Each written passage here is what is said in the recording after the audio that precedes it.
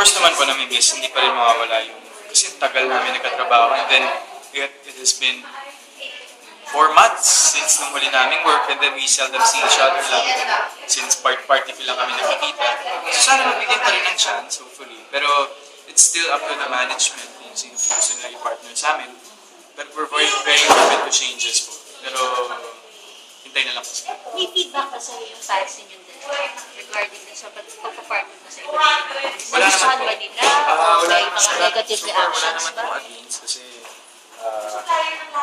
hindi, parang good thing po understanding yung ibang good thing po understanding yung iba na talagang they know that it's purely for work na walang halong malis, walang something off camera. Kaya yun po yung thing with supporters parang mas okay sana kung lahat sila understanding. So, papasalamat po ako sa lahat ng supporters ko. Of course, Aldinatics.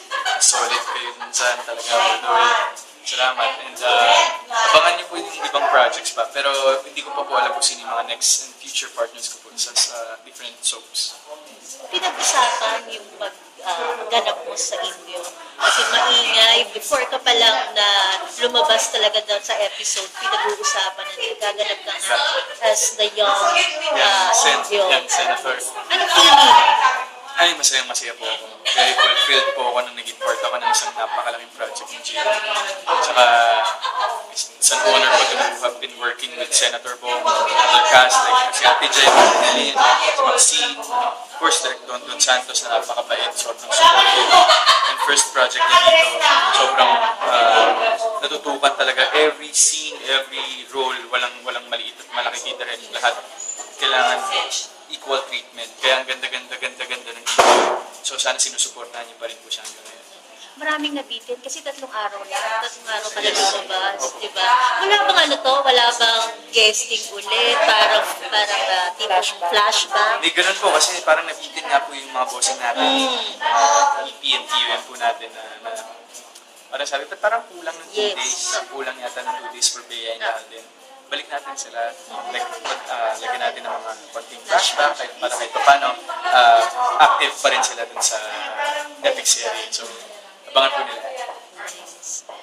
Message mo sa mga fans mo kung anong aabangan sa'yo this 2013. Yes, yan sa lahat po ng fans ko, especially Aldinatics. And of course, thank you kay Kuya Nate for utmost support pa rin all the time. Abangan nyo yung, of course, yung project na lalabasan ko this coming March. March na po yan sa GMA Telebabat pa rin sa primetime. So, hindi ko pa pwedeng i-reveal yung title and cast, pero surely ako isa na naman tong masterpiece ng GMA. And, of course, Party P every Sunday. Then this 2013, siguro mas mature Alden. Mature Alden, so pwede bang mas sexy ang mga roles, mas daring?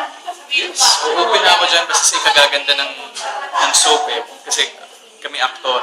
Aktor kami by script and by heart. So, kung ano yung i-require ng eksena na makakaganda sa isang proyekto, gagawin po namin lahat para mapaganda yung isang project na in-entrust po sa amin. So, yeah. Sir, hindi na rin po ako ng Valentine's Day greetings para sa mga supporters. Yes. Okay, so, and yan sa lahat po ng mga kapuso out there. Happy Valentine's po sa inyong lahat. Sana sa araw ng mga puso, lahat tayo mas maging masaya at mas matuwa na tayo ay kapusong totoo.